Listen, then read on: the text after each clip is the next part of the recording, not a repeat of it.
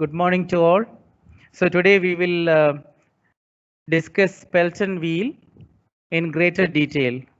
As you know, Pelton wheel is an impulse turbine. At the inlet to the turbine, just before striking the vanes on the runner, the energy associated with the water jet is fully kinetic. So the entire operation that takes place at atmospheric pressure. Now, some of the relevant questions on Pelton turbine from previous exams and all. We have to answer these questions as we proceed further. Instead of single curved vanes, double curved vanes are used in Pelton turbines. Why? The second question. Practically, the angle of deflection in a Pelton turbine bucket is never kept at 180 degree. Why? And you know that if the angle of deflection is 180 degree, theoretically, we may get maximum hydraulic efficiency. But the angle of deflection in a Pelton wheel bucket is never kept 180 degree. So what could be the reason for that? Whether there is any practical disadvantage? The third question, what is the reason for the absence of draft tubes in impulse turbines, or explain why draft tubes are not used in Pelton turbines? You are familiar with the Pelton turbine runner already because we discussed that in the overview of hydraulic turbine session previously. And we have see the first diagram here that represents the laboratory scaled model of a Pelton turbine. This is the pipe that gives the supply of water at high head. And at the end of the pipe, you have a nozzle over here, which is horizontal in this case, and that is striking the vanes fixed on the periphery of a runner called Pelton wheel.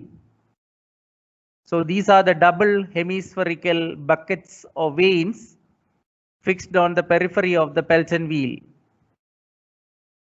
And a single such bucket or the vane is shown over here for better clarity. So here we have a splitter, and this is the region where the jet strikes. And the cylindrical jet striking on the splitter will be divided into two equal halves, and one part will be moving over this portion, and the other part, will be moving through this curved portion. Water striking here at the splitter is getting deflected and moves along this curved surface, and finally it moves out of the vane here at this tip, and again, so that happens on this side also. So there is a symmetrical splitting of the water jet striking at the splitter. And this diagram shows how this hemispherical buckets, they are fixed on the periphery of the wheel. See, and here this is again the Pelton wheel. A vertical Pelton wheel is shown, and in these cases the Pelton wheel runner is fixed in the vertical disposition. I mean, runner is vertical and the shaft is horizontal. So in practical sites, when we have huge turbines, usually the shaft is vertical and the runner is in the horizontal plane. Even though we say hemispherical buckets, it's not purely hemispherical. And what is the change in the angle of deflection that we will discuss. Now we have usually for the exam context, you may be having questions like this: explain with a neat sketch the constructional features and working of a Pelton turbine. And the previous session, we already discussed the main parts of a Pelton turbine. Basically, we have a Pelton wheel runner with hemispherical buckets or vanes fixed on the periphery. That is the most important part of the Pelton turbine. And in Pelton turbine, very important point to note is the angle of deflection is usually kept between 160 degrees and 170 degrees. Even though 180 degree angle of deflection, at that angle of deflection, we can have maximum hydraulic efficiency theoretically. So practically that angle of deflection is kept between 160 degree and 170 degree. Please make a note of this. And double hemispherical cups or double curved vanes are used. We have seen the shape of the buckets already.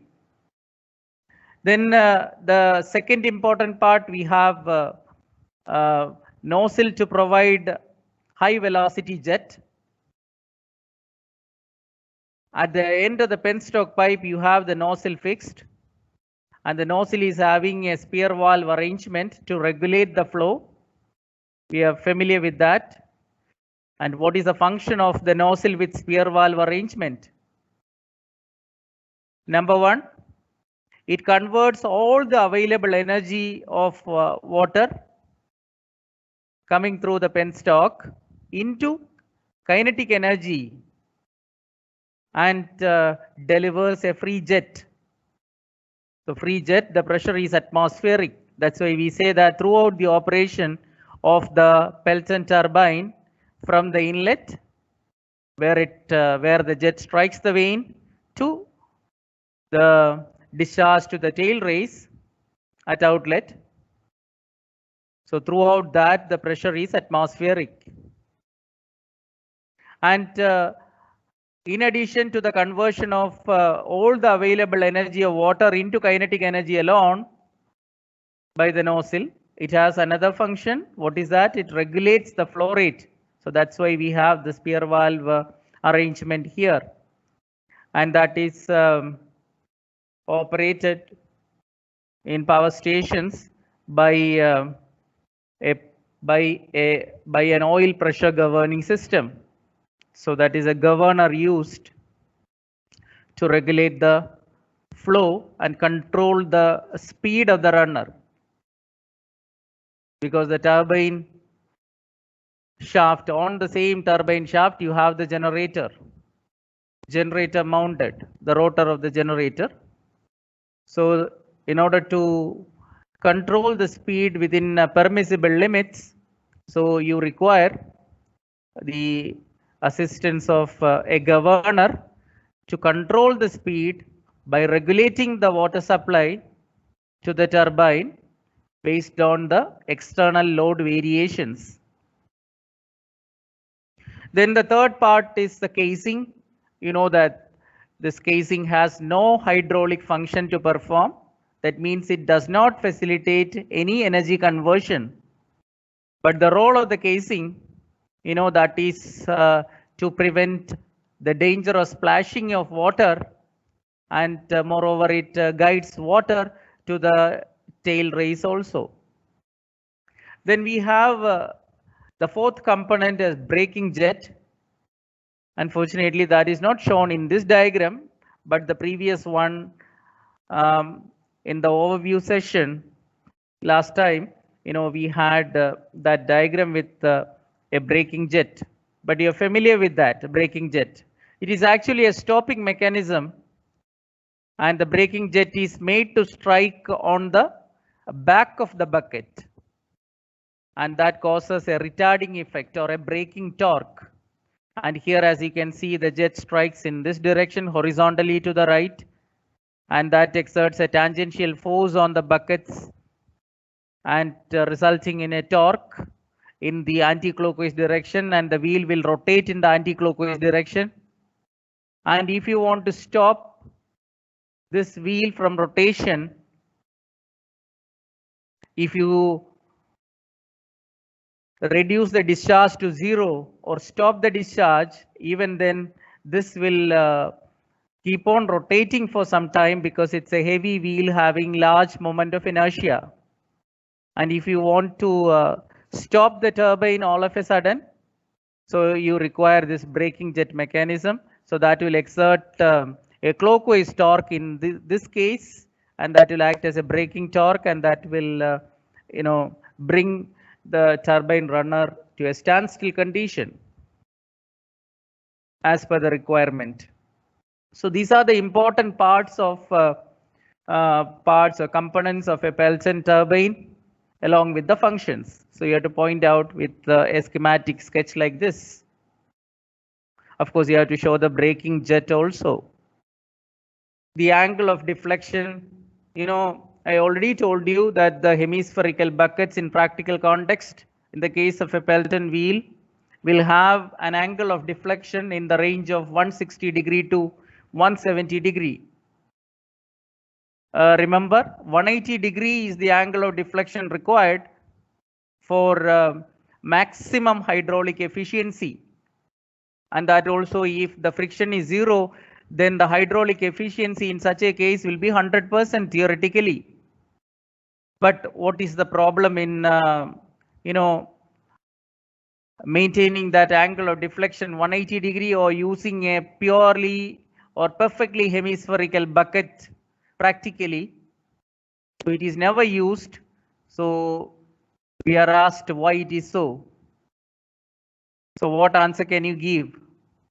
See, the important point is, see here the jet strikes here and is split into 2 equal portions, and one portion will glide over this curved face and moves out like this, and the other part moves like this and exerting force on the runner, and the angle of deflection is between 160 and 170 degree.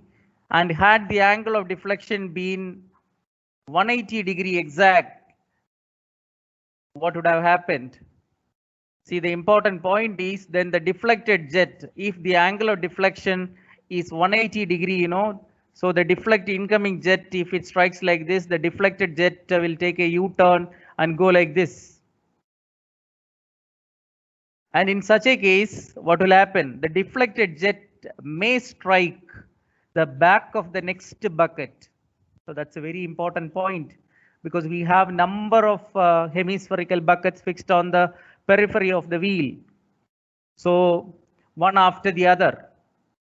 So in such a case, if you consider this, the deflected jet from one bucket, that may strike the back of the next incoming one, the next bucket. So what will happen if the deflected jet strikes on the back of the next bucket? So instead of producing an accelerating effect, it will produce a retarding effect or a braking torque. So that is undesirable. So we should avoid such a situation. So that is the practical answer you should give. Practically, the angle of deflection is never kept at 180 degree. It is always kept in the range of 160 to 170. See, the angle of deflection here is shown what is 180 minus phi, where phi is the vane angle at outlet. See, it is shown over here. That is phi is equal to 0 if the angle of deflection is 180. So that happens for a perfect hemispherical vane, but it is never used in practical context because of this disadvantage we explained just now. So I repeat, if the angle of deflection is 180 degree, then the deflected jet would strike the back of the next bucket, causes a braking effect. So that will reduce the effective power generation. If the angle of vane angle at outlet is 10 degrees, then the angle of deflection is 180 minus 10, that is 170 degree. So here we have the velocity triangles. Please concentrate carefully so that you get the complete concept clear.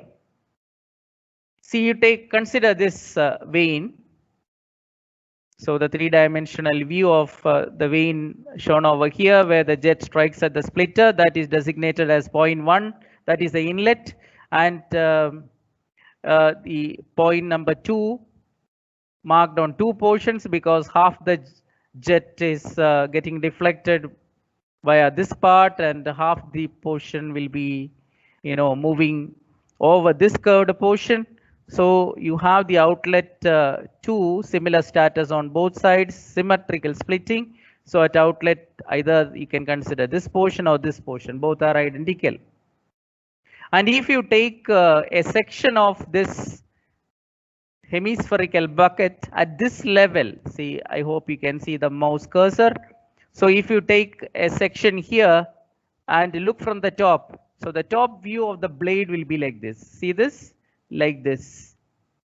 And where the section, in this section, the inlet is shown by 1 and the outlet either here or here. So this is, remember, this is a sectional top view taken at this level. So where you have both the levels 1 and 2. So 1 is inlet level and 2 is outlet level. And what about the radius of the wheel from this point 1? I mean, at the point 1 and at the point 2, at the inlet and outlet. Radius of the wheel in the sense, see, if you consider this diagram, see this diagram, if you consider the point 1 and 2, they are at this level. See what I am showing you over here, this level, 1 and 2.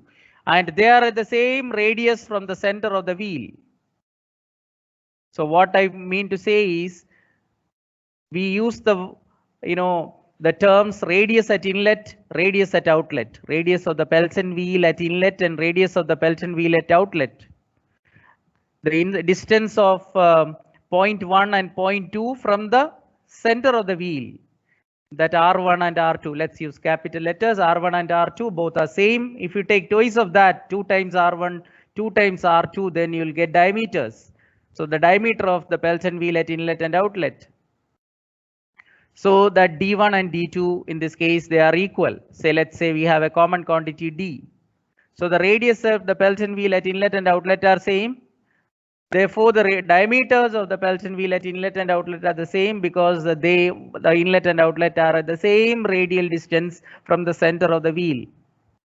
And therefore, when you calculate the tangential velocity of the wheel or velocity of the bucket at the level 1 and 2, at the point 1 and 2 at inlet and outlet, U1 and U2.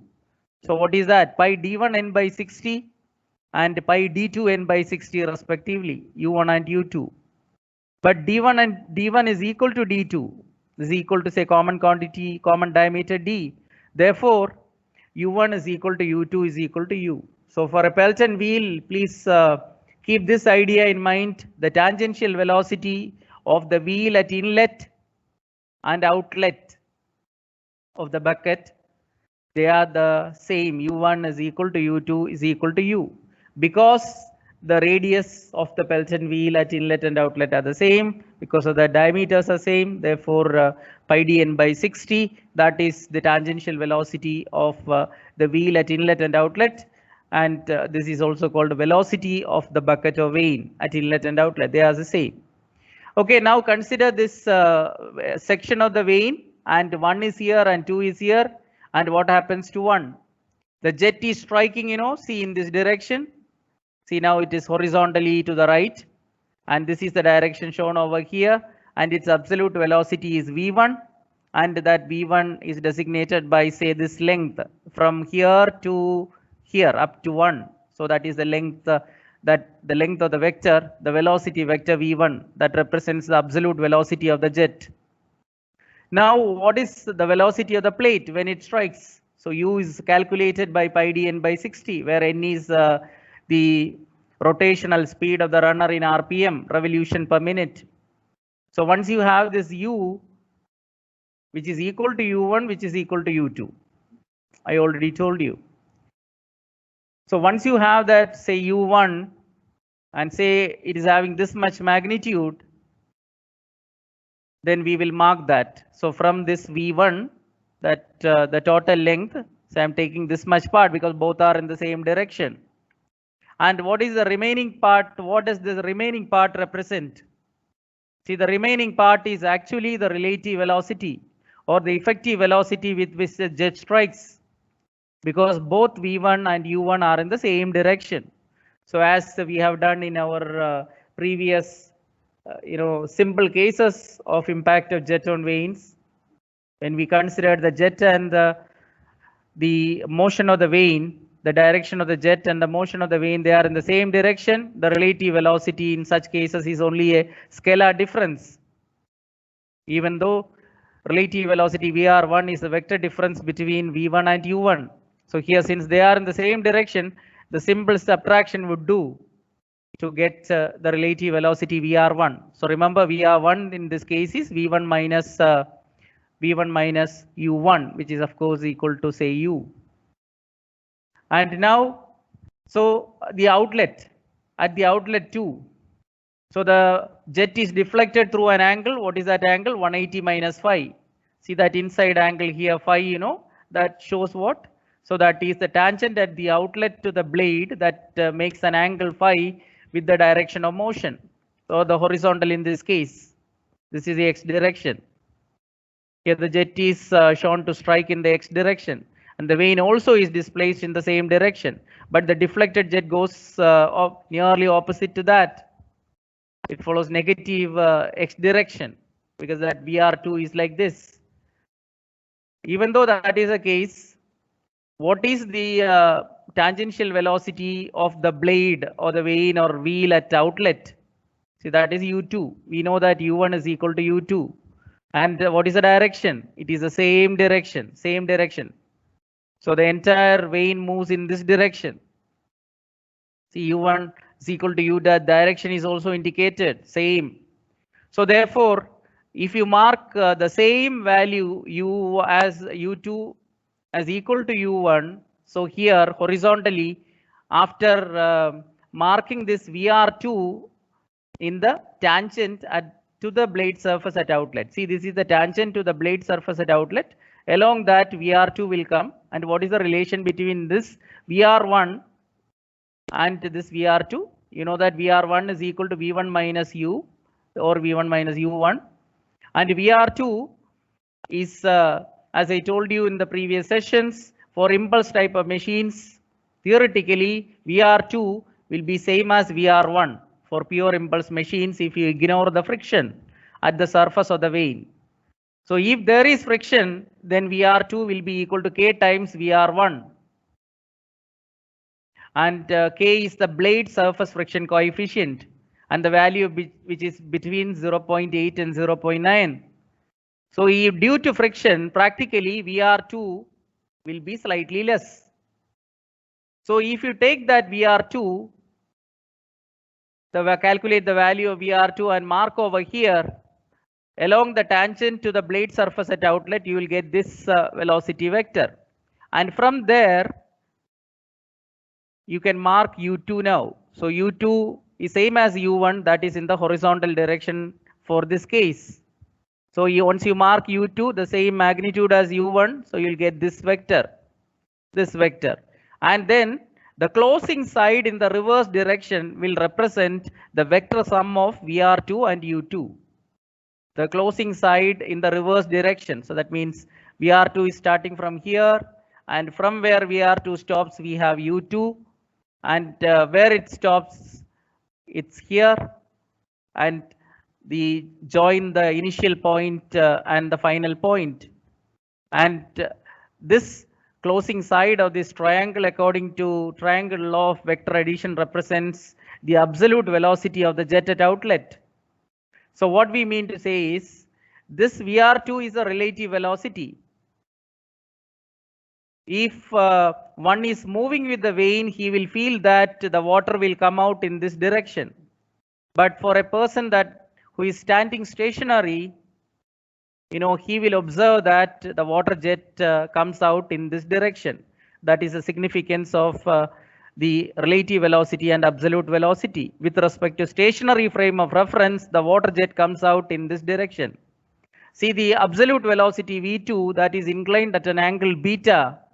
Beta is guide blade angle at outlet. And the relative velocity, that is inclined at an angle phi with the direction of U2. Direction of motion of the vane, say U1 and U2, you know, they are the references for marking all the angles. So inclination phi is the vane angle at outlet, and inclination beta is the guide vane angle or guide blade angle at outlet. And now we have two components for V2. One component is perpendicular to U2 and one component is along U2.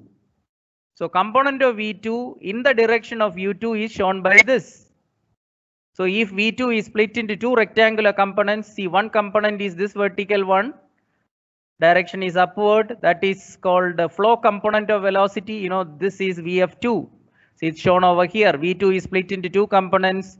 This vertically upward one is Vf2, the horizontally to the right, the component of V2 along U2, that is this one, that is called Vw2. So component of V2 in the direction of U2, that is Vw2, that is called velocity of whirl at outlet or velocity of swirl at outlet, Vw2. Now you consider the inlet velocity side. See the inlet side of the bucket once again, because I didn't tell you what is Vw1. Vw1 in this case. So now consider the inlet side. So we don't have a triangle since V1 and U1 are in the same direction. Relative velocity is also in the same direction. That is simply the difference between V1 and U1. It's only a line sketch. And in such case, what is the vane angle at inlet and guide vane angle at inlet? What is guide vane angle? It is the angle at which the absolute velocity or the jet is directed at inlet. See the inclination of V1 with U1. So they are in the same direction. So alpha is 0. Alpha is the guide blade angle at inlet. Alpha is 0. And inclination of VR1 with U1. See what is the inclination of VR1 with U1 or angle between VR1 and U1. These two vectors. See again angle is 0. So that is theta. The vane angle at inlet is also 0. So here the vane angle at inlet and the guide vane angle at inlet both are equal to 0. And what about Vw1? What is Vw1 actually? Vw1 is the component of V1 in the direction of U1. Here V1 itself is in the direction of U1. Therefore, the entire component V1 that itself is Vw1. So the component of V1 in the direction of U1 is V1 itself. So V1 completely, that magnitude and direction, you know, in both magnitude and direction is equal to Vw1 in this case. So V1 is equal to Vw1. Please make a note of it. And what about Vf1? So velocity of flow at inlet is 0 because V1 being horizontal, you know, that doesn't have a component in the vertical direction, means perpendicular to U1. So important thing to note that alpha is 0, V1 cos alpha, that is V1, that is equal to Vw1, V1 sin alpha, that is V1 sin 0, that is 0. Therefore, Vf1 is 0. Even otherwise, you know, the horizontal vector here, that is V1, that doesn't have a component in the vertical direction. So Vf1 is 0. But here you have both Vf2 and Vw2 available. But important again, one more point is there here, Vw2. See what is the direction of Vw2. See, if you split V2, V2 is moving rightward now, you know. So it is having a rightward inclination compared to VR2. VR2 is going leftward. So this V2, if you take two components, the vertical component is in the upward direction and the horizontal component is horizontally to the right, which is Vw2. So here Vw2 and U2, they are in the same direction. See the vectors represented here. So Vw2 and U2 are in the same direction. Therefore, Vw2 is treated as positive in this case. So whenever Vw2 is in the direction of U2, then you can say that Vw2 is positive. So in the outlet of the triangle, in the outlet velocity triangle here, you know, Vw2 is in the direction of U2, so it is positive. And it is not always like this. So there are other possibilities as well. This is not the only possibility of getting an outlet velocity triangle. See, there are instances when U2, the tangential velocity of wheel at outlet or blade at outlet is less and less in magnitude, then this triangle will have a different shape. For example, suppose instead of U2 this much, suppose it's having a small value. What is going to happen? So then this V2, you know, instead of moving rightward like this, so it may move leftward or perpendicular to U2. So there are other two cases also. So therefore, there are three cases based on the value of the velocity of vane at outlet. So we can have three cases. So if the velocity of vane at outlet is more, then that is called fast runner, because this u represents, u1 is equal to u2 is equal to u in this case, and u2 is more, that means it is pi dn by 60, n is more, so it is a fast runner. Rotational speed of the runner is more. So if the rotational speed of the runner n, that is less, then that means obviously u2 and u1, that will be less. So if u2 is less, that is called slow runner. If it is in between the extreme ranges, slow and fast, you can have a medium position. So you can say medium runner, medium speed runner. So fast speed, medium speed, and slow speed runners are there based on the values of u2. If you have this situation, then immediately you can conclude that this is the velocity triangle for the Pelton wheel at outlet when the runner is a fast runner. And similarly, so you have the other situations that we are going to explain next. So we have other cases also, velocity triangles for the Pelton wheel at outlet. There are three possible cases. See that one case that is again shown over here, the same diagram separately drawn. The vane tip at 2 is shown, vane tip 1 is not shown here in this diagram. So the outlet is here, the tangent to the outlet, this is VR2, that is inclined at an angle phi with U2, and U2 is, after marking U2 like this, you're closing the side of the triangle. Since U2 is more, then V2 will be inclined rightward like this, and you have beta, guide vane angle beta at outlet here. So what do you know about beta? Here beta is an acute angle. So please keep in mind, when beta is acute, that is less than 90 degree, so the velocity triangle will be like this. So that is applicable for a fast runner. And this is a triangle that we explained already. And in this case, VW2 is positive. What does it mean? VW2, the velocity of whirl, will be in the same direction as that of U2.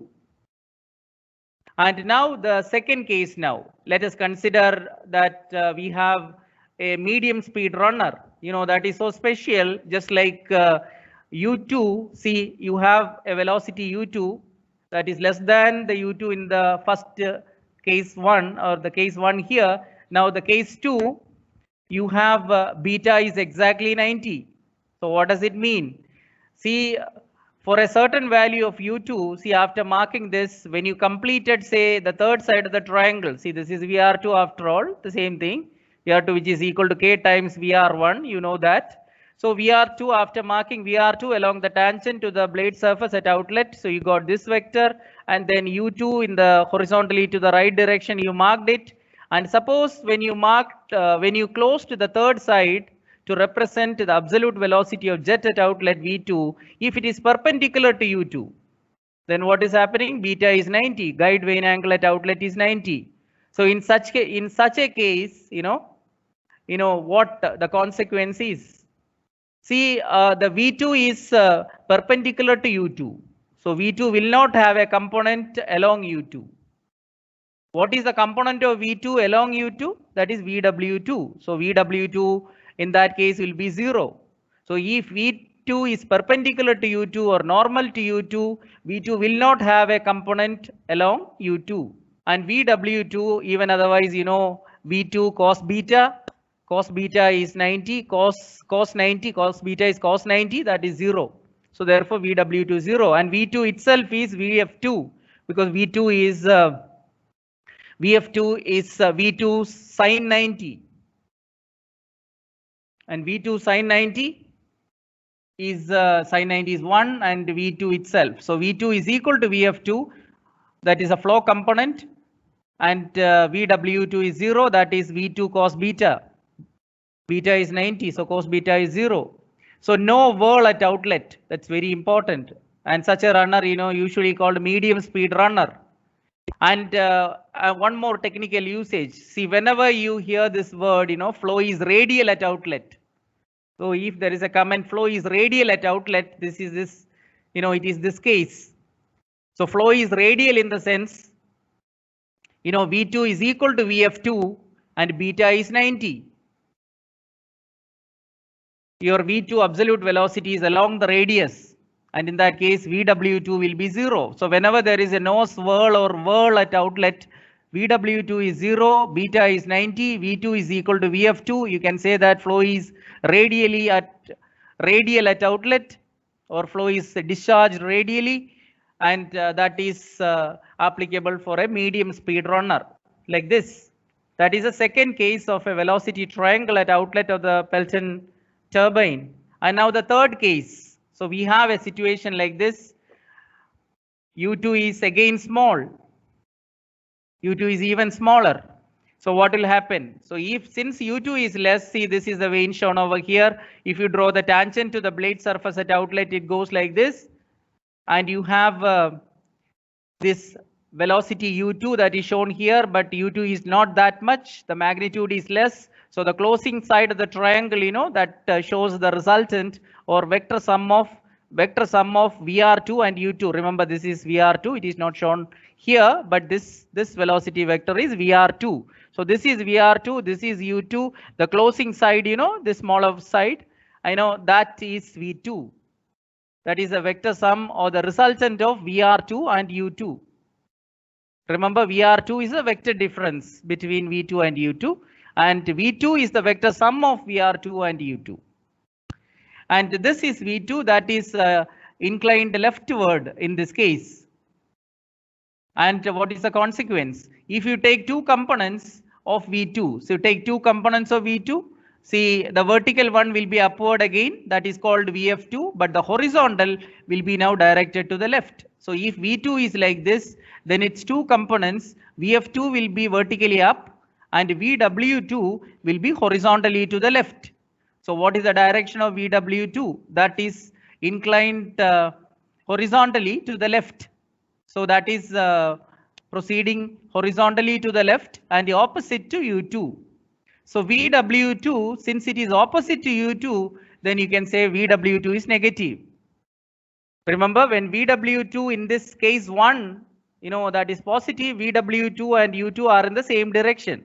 If Vw2 is opposite to the direction of U2, then Vw2 is taken as negative. And in that case, what is beta? Inclination of V2 with the direction of U2, you know, that is this much. See this angle.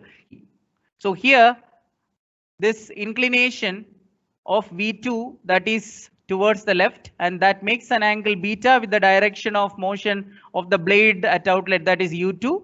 That is this angle beta, and this beta here is greater than 90. So beta is obtuse and Vw2 is negative. So when is this Vw2 negative? See, that is the case when beta is greater than 90. So remember, when beta is less than 90 or acute, then Vw2 is positive. That is this case. When Vw2 is 0 or beta is 90, you know, that is this case. Medium speed runner or flow is radial at outlet, case 2. Now case 3, that depicts the case when beta is greater than 90 or Vw2 is negative, and that is applicable for a slow speed runner. So please take a note of the dimensions or magnitude of U2. So fast runner, medium speed runner, and this case 3 is slow speed runner. Vw2 is negative. Vw2 is opposite to U2. That's why it is negative. Now, how to identify when we solve numerical problems and all, you know, initially we will not be able to know what type of velocity triangle will result in. But in such a case, you know, this is the tactics. You treat case 1, you know, case 1 and formulate a relation for Vw2. So what is Vw2 in this case? It is simple. See, Vw2 is this much. As you, and I hope you can see the mouse cursor. So this is Vw2. And this part, you know, this is how much? This part, that is U2 minus Vw2. See, the total base of this outlet triangle is U2, out of which Vw2 is this much. So the remaining portion out of here, that is the base of this small right triangle on the left, in which the angle phi exists. So this dimension or this side, that is U2 minus VW2. Can you take cos phi? Cos phi, adjacent side by hypotenuse. So this adjacent side by hypotenuse is VR2 for this small right triangle on the left. So what is this side then? VR2 cos phi. So remember, this side, this much is VR2 cos phi. And what is this? VW2. So what is VW2 equal to? VW2 from this triangle is U2 minus VR2 cos phi. So VW2 is equal to U2 minus VR2 cos phi. So such a case, what you're going to do, so once you subtract, find out the values and subtract it, and if it happens to be negative, so that means you're moving into the third case, or U2 is less than VR2 cos phi. So when you take the difference, and if result is happening to be negative, then definitely U2 is less than VR2 cos phi. If U2 is greater than VR2 cos phi, what will happen? Then VW2 will be positive. So in this way, you can understand that which of the three outlet triangles, velocity triangles, we need to consider for a particular case. Before I wind up, let me tell you one more important part that is required. See, just consider this diagram, so instead of a single curved vein, we use double curved veins. What could be the reason for that? So instead of a single curved vein, double hemispherical cups are used because when water strikes here, it is split into two parts like this. And so this will produce a VF1, VF2 component, that is flow component of velocity. See, remember, flow component of velocities are responsible for producing axial thrust. So what is a key term is axial thrust. So when the jet is deflected here, it produces an axial thrust on the system. Okay, and on the wheel on which it is mounted, or the shaft on which it is mounted. So that is continuously subjected to axial thrust when it is deflected and moves away. But here, the axial thrust produced by this left side portion, that will be getting nullified by the axial thrust produced by the other. So in this case, axial thrust is produced by both parts. Unfortunately, the axial thrust produced by one part of the deflected jet will be nullified or neutralized completely by the equivalent or equal deflected portion on the other side. So the axial thrust produced by one part of the deflected jet will be neutralized by the other. So this is a way of hydraulic balancing. So therefore, double curved buckets will be used rather than single curved veins. Double curved veins or double hemispherical cups are used in Pelton turbine. That is a way of nullifying the axial thrust produced by one part of the deflected jet with the other part. That is also known as hydraulic balancing. And the last question for this, before I wind up, what is the reason for the absence of draft tubes in impulse turbines, or why the draft tubes are not used? Because you don't know the function of draft tube now, but for time being, just keep in mind that the draft tube is required for reaction turbines. So when you have a pressurized flow situation where the pressure drops all the way from inlet to the outlet, so at the outlet, the pressure will be below atmospheric vacuum pressure. And in order to tackle such issues, you require a draft tube to discharge water from the turbine outlet to the tail race. But for the Pelton turbine, please take a note of it, Pelton turbine, the pressure at which the entire operation of the runner takes place, that is atmospheric.